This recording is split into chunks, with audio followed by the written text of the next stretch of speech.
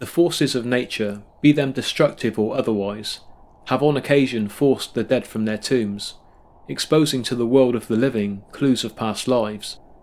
And the planet's untamed weather, as destructive as it can be, has been known to help find the missing dead. This is my third, and probably last instalment of When Nature Unearths the Dead.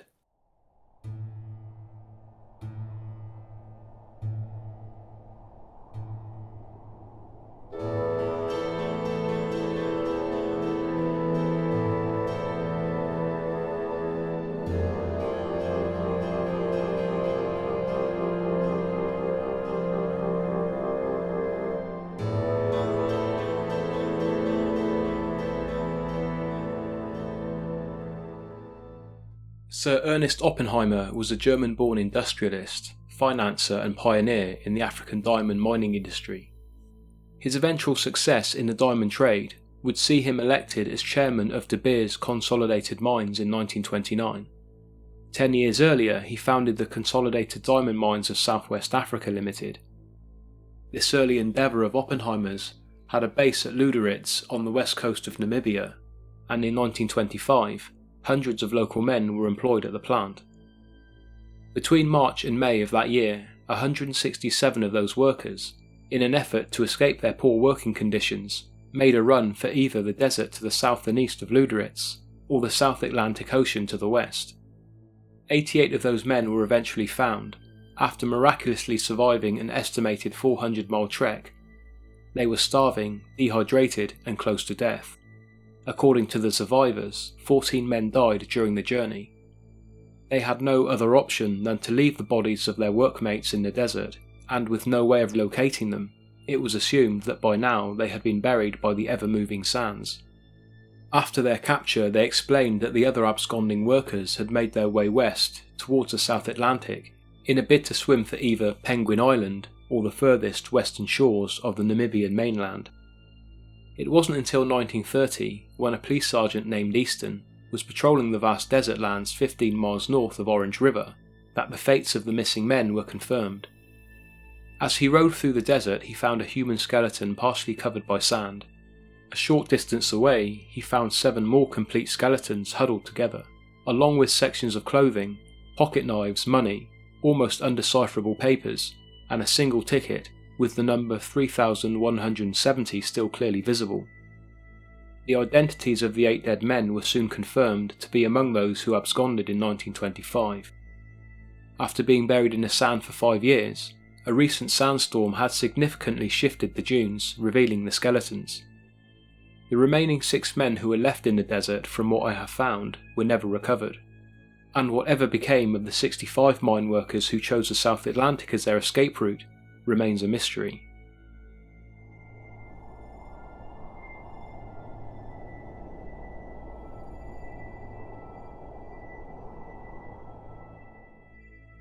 At around 5:20, on the morning of December 28, 1908, the regions on both sides of the Strait of Messina, which separates Sicily from the Italian mainland, were hit with an exceptionally violent earthquake. Coastal towns on both sides of the strait were badly affected. The quake's epicentre lay directly between Reggio Calabria and the busy port city of Messina, which was by far the worst affected area. The number of people who lost their lives in Messina and the surrounding suburbs was estimated to be between 75,000 and 80,000. It's said that between 90 and 98% of the city's buildings were either badly damaged or destroyed completely. Reggio Calabria and other locations in southern Calabria also suffered heavy damage, with a further 25,000 deaths. According to the survivors, the quake came in 3 waves, the most violent being the second, which caused most of the buildings to collapse. The quake reached 7.1 on the Richter scale, and was the most powerful earthquake Europe had ever seen. The extremely high death toll was due to the fact that most of the population was still asleep when the earthquake hit, therefore many didn't even make it out of their beds before being buried in the rubble of their own homes. Messina was more crowded than usual that morning, due to the number of overnight visitors from other areas, who had come to the city to see a performance of Giuseppe Verdi's opera Aida. In the immediate moments following the disaster, many of the survivors in Messina and the surrounding areas rushed to the relative safety of the beaches, only to be met with an equally horrible fate. Around 10 minutes after the initial quake, the sea on both sides of the strait suddenly withdrew. Moments later, a 39-foot tidal wave washed ashore, tearing through the harbour and what was left of the coastal buildings. The wave claimed many more lives, washing hundreds of souls out to sea.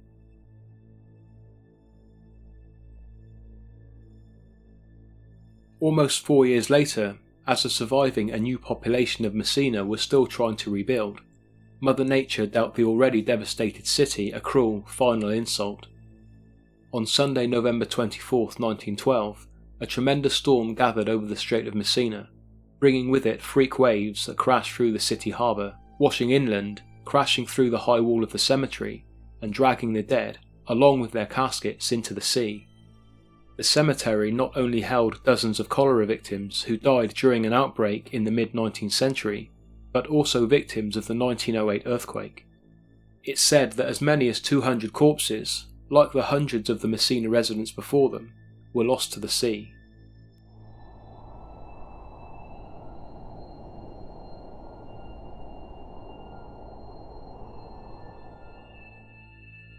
The eastern Mediterranean island of Cyprus has been subject to a dispute between Greek and Turkish Cypriots for many years.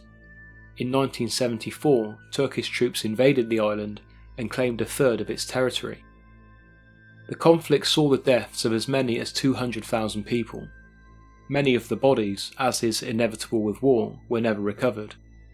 A further 2,000 people were displaced, leaving their families wondering if they were alive or dead. Since 1981, the Committee on Missing Persons in Cyprus has been searching for people who disappeared on the island between 1963 and 1974. The committee, with the support of the United Nations, prepared a list of more than 2,000 missing people, with the objective of discovering what had happened to them. Many of these people were known to have been lost during the 1974 conflict. So this is where our next case unfolds. A popular version of this story originally featured in a 2018 edition of Turkish newspaper Hurriyet. It was then adopted by various British and US newspapers and websites. But the true details of what transpired are very different to what was reported in 2018.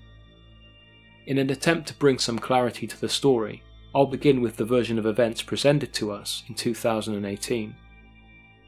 For years, the family of a man named Ahmet Hargun, who had been missing since the conflict of '74, had searched for him, finding no closure for almost 4 decades. Then in 2011, in a mountainous area of Cyprus, a single fig tree was found standing inside a cave by a curious researcher for the Committee on Missing Persons. The presence of a tree not typically found in the area captured the researcher's imagination, and he wondered how it had come to grow in that particular spot. As he dug around the base of the tree, he was shocked to find that it had apparently grown out of a human skeleton. He raised the alarm, and when police arrived at the scene and began digging further, they found 2 more skeletons nearby. Ahmet Hargun was one of the names on the Committee on Missing Persons list, so when his sister came forward with the suggestion that it might be her brother, a DNA test was made, and it was confirmed that the remains beneath the tree were that of Ahmet. The theory was that the tree had grown from a small fig stone in the man's stomach. As detectives investigated the death of Ahmet and the 2 men who lay beside him, they discovered that all 3 had been taken to the cave and killed following a dynamite explosion. The blast had caused the walls of the cave to fall in, but left a hole in the rubble big enough for light to stream in and for the tree to grow from the decomposing body. Ahmet's sister, who was 87 years old in 2011, said, "In 1974 the disturbances began. My brother Ahmet joined the Turkish resistance organisation. On the 10th of June the Greeks took him away, but they found my brother thanks to that tree."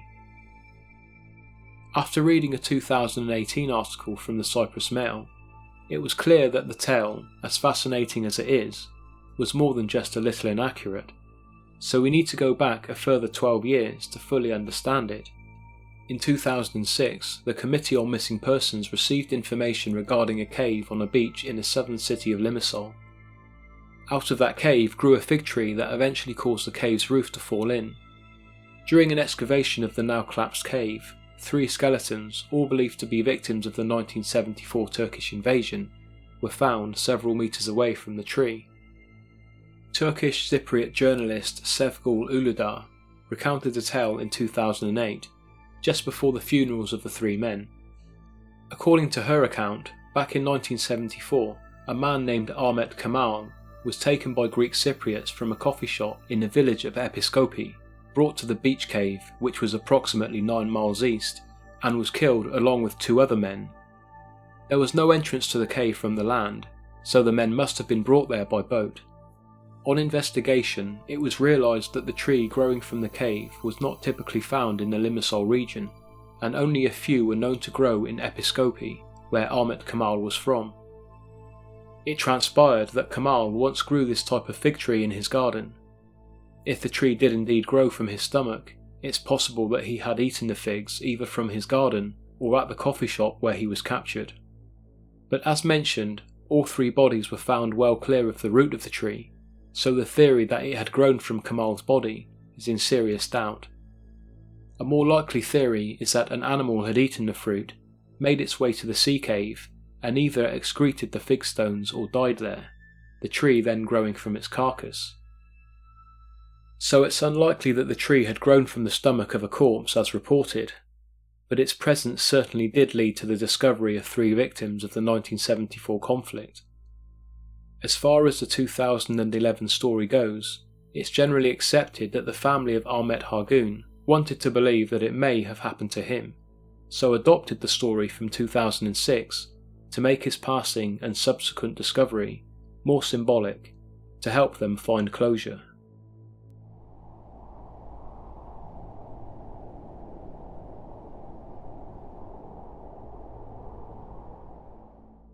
The town of Whitby in the English county of Yorkshire was a great inspiration to author Bram Stoker.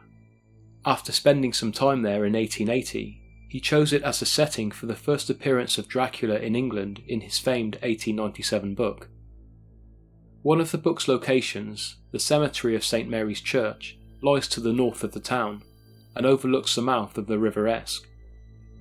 In 2013, the cemetery, with its well-known literary link to horror, revealed its long-dead inhabitants, after heavy rainfall spanning a number of days, caused a large portion of the cliff, on which the cemetery lies, to come crashing down onto the grounds of the houses and businesses on Henrietta Street.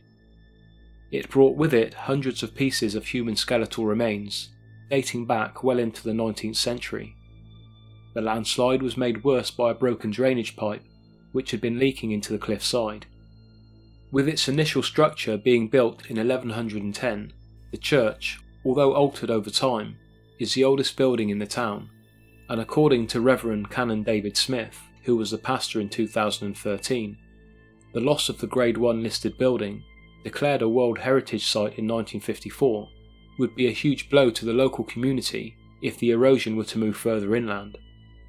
But according to local surveyor Steve Smith, the church is in no danger of collapse because it was built on a solid rock structure. Reverend Smith said that there was no way of determining who the remains belonged to, so they were collected and reinterred in the cemetery, further back from the cliff's edge at a more secure location. Whitby resident Barry Brown, who runs the Fortune Kipper Smokehouse, which stands directly below the cemetery, spoke of his findings after the cliff gave way. When the subsidence began, I went out and found a few pieces of bone. I managed to identify 1 hip bone, 2 pieces of skull, and a large bone that looked like it was part of a leg. It's quite sad picking that sort of thing up. I expect the people who buried them thought they'd be there forever. It could have been one of my relatives, as my family have been here since the early 1800s. The church's cemetery was closed in 1865, and no one, apart from the reinterred remains of 2013, has been buried there since.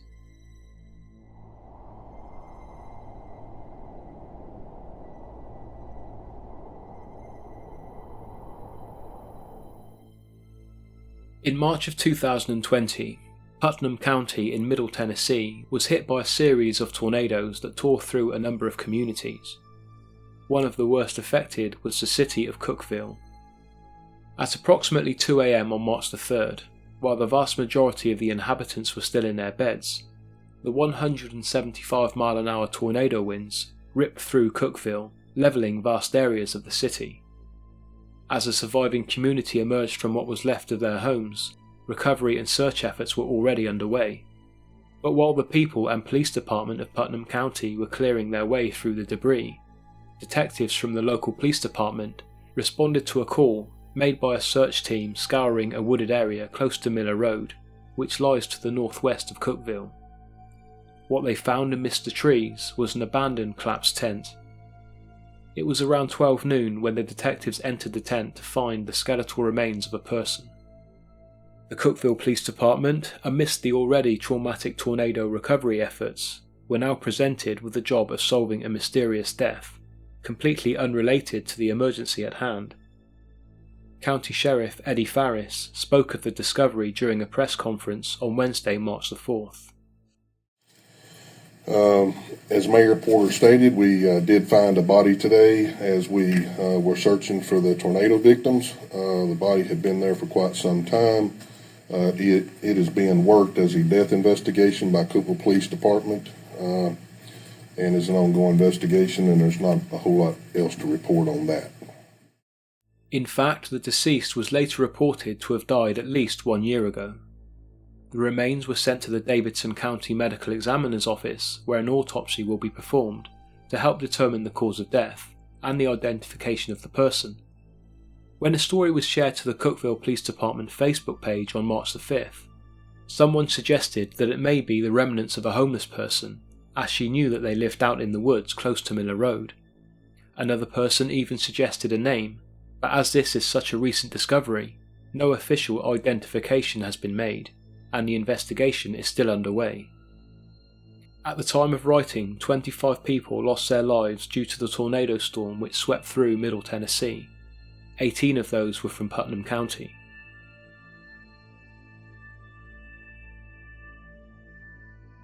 "2020 has been a difficult year so far. I know, like me, many of you would have come into the new year with a great sense of optimism. It may not be the year we were hoping for, and now as we collectively face a continuing global pandemic, I'd like to wish you all the best for a brighter future. I'm trying to make the most of my isolation by uploading more frequently. I hope that these videos offer some kind of respite and help pass the time. Stay safe, look after yourselves and your families, stay in touch, and as always, thank you for watching.